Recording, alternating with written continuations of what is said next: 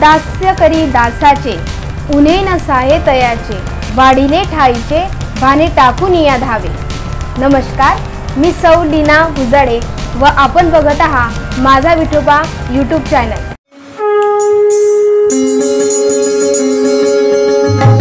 ही आहे माझा विठोबा चॅनल, प्रचार संप्रदायाचा, ठेवा आनंदाचा।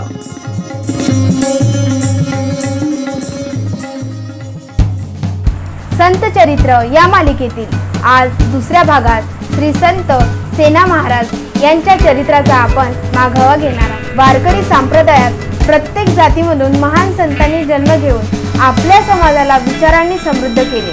त्यापैकीच एक श्री संत सेना होते। नाभिक समाजाचे आद्य गुरु श्री संत सेना महाराज यांच्या ज्ञानाचा व भक्तीने ओतप्रोत असणाऱ्या सेना महाराजांचा गाथा या ग्रंथाचा तब्बल 7 राज्यात प्रचार व प्रसार झाला। संत नामदेव महाराजांप्रमाणे या ग्रंथातील 257 अभंगापैकी एक अभंग गुरु ग्रंथ साहेब या श्री गुरु नानकांच्या धर्मग्रंथात समाविष्ट केला गेला आहे।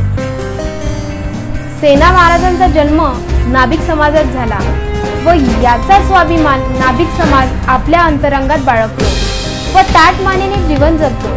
इतर सर्व संतांप्रमाणे श्री संत सेना महाराजांनी स्वतःच्या जातीचा व कामाचा आपल्या अभंगाद्वारे गौरव केला। विवेक दर्पण आयना दाऊ, विवेक दर्पण आयना दाऊ, वैराग्याची मटा हालवू,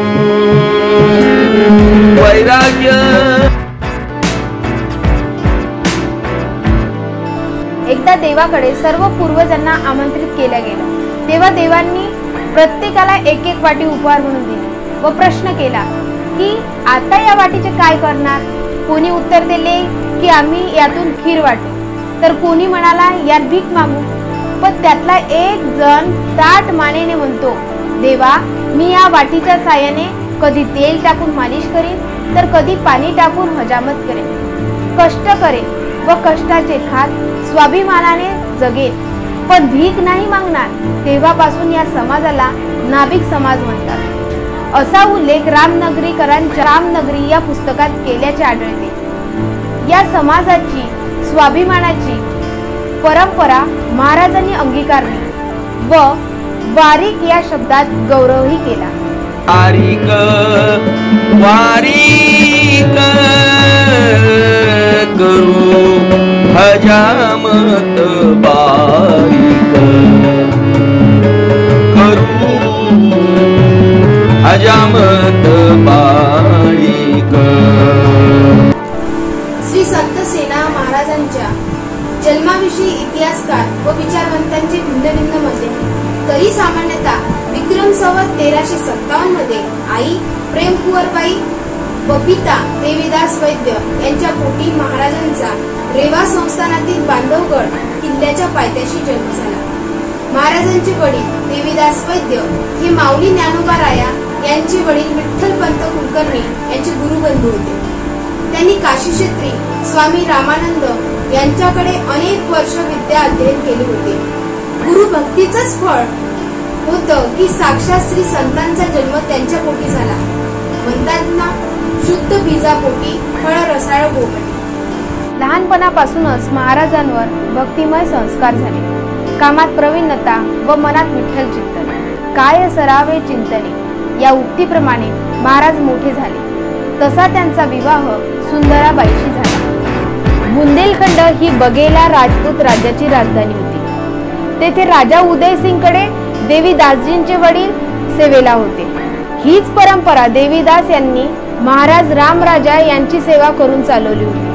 आता सेना महाराज राजा वीर सिंगांच्या सेवेसाठी दररोज राजवाड्यात जात असत। एके दिवशी महाराष्ट्रातून आलेल्या वारकऱ्यांच्या सेवेत महाराज व्यस्त झाले। राजा वीर सिंगांची सेवा करण्याची वेळ टळून गेली। तेव्हा राजाने त्यांना बोलावण्यासाठी सेवक पाठवले। ते पाहुण्यांच्या सेवेत व्यस्त आहे, पाहुणे गेले की लगेच त्यांना पाठवते असे सुंदराबाईने सांगितले। पण सेवकांनी अतिशयोक्ती करून राजाला भडकवले. ते म्हणाले, मी केवळ ईश्वराचा दास आहे, बाकी कोणालाही वेळ देत नसतो असे सेना म्हणाला. हे ऐकून राजा भडकला व त्याने सेना महाराजांना देहदंड देण्यासाठी 4 सेवकांना धरून आणण्यासाठी पाठवले. तेव्हा पंढरी रायाला सेना महाराजांची चिंता पडली. साक्षात देवच काखेत धोपटी अडकून हजर झाला. समोरूनच वाड्याबाहेर पडलेल्या सैनिकांना सेना का दिसला नाही याचे राजाला नवल वाटले. सेना महाराज झालेल्या उशिरासाठी क्षमा मागत होते. हे पाहून राजा आपलं आसन घेऊन बसला. आज सेना नाव्याचा स्पर्श होताच राजाचे सर्व अंग पुलकित झाले व शरीरावरील कोडाचा दाहही शांत झाला.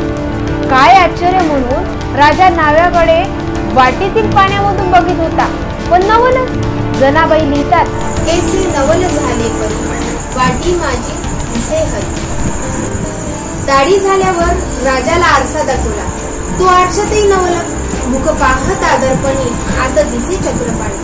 राजाला काही समजेना, तथापि खुश होऊन राजाने ओंजळभर सुवर्ण मुद्रा नको नको म्हणणाऱ्या सेना महाराजांच्या दुःखीत टाकल्या व त्याची गाठ बांधीत माघारी पाठवले. राजाचा घेऊन निरोप सेना नावी परत गेला. मात्र 10 मिनिटातच हा परत कशाला बरा आला हा प्रश्न सेना महाराजांकडे पाहून राजाला पडला. राजा वीर सिंगने विचारलंही, अरे सेना आत्ताच तर गेला होता, तू परत कशाला आला?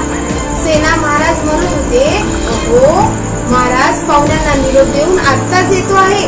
झालेल्या उशिरासाठी मला क्षमा करा. तेव्हा राजा वीर सिंग 10 मिनिटापूर्वी झालेल्या सर्व प्रसंग सांगतात व पुरावा म्हणून सेना महाराजांच्या धोक्यात बांधल्या गेलेल्या ओझरभर सुवर्ण मुद्रा दाखवतात. तेव्हा हे सगळे जाणून सेना महाराजाचं हृदय भरून येतं. सेना म्हणे ऋषिकेशी मज कारणी शिनलाशी, म्हणून लागलो चरणाशी संसाराशी त्यागी. पुढे वडिलांच्या इच्छेप्रमाणे पंढरीच्या पांडुरंगाचे दर्शन घेण्याचे ठरवले व तात्काळ राजाच्या नोकरीला राजीनामा देऊन महाराज पंढरपूरला आले. पंढरीच्या वाळवंटात सर्व संतांच्या भेटी झाल्या. पुढे तब्बल 10 वर्ष महाराजांनी महाराष्ट्रात घालवली. याच दरम्यान सेना महाराजांनी अनेक राज्यात पदयात्रा करून भागवत धर्माचा प्रचार केला. वृद्धकाळी मात्र महाराजांना आपल्या जन्मभूमीची आठवण आली. तेव्हा राजा वीर सिंगांनी महाराजांचे भव्य स्वागत केले.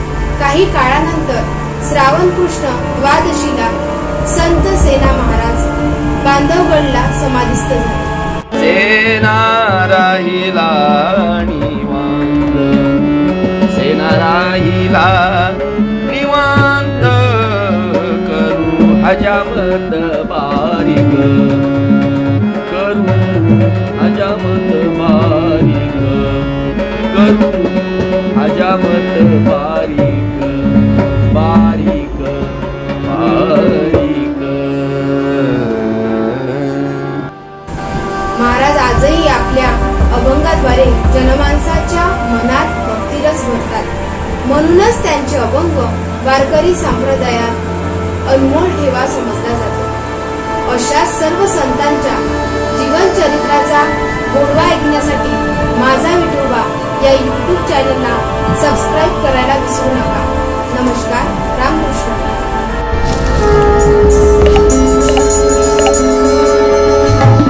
ही आहे माझा विठोबा चॅनल.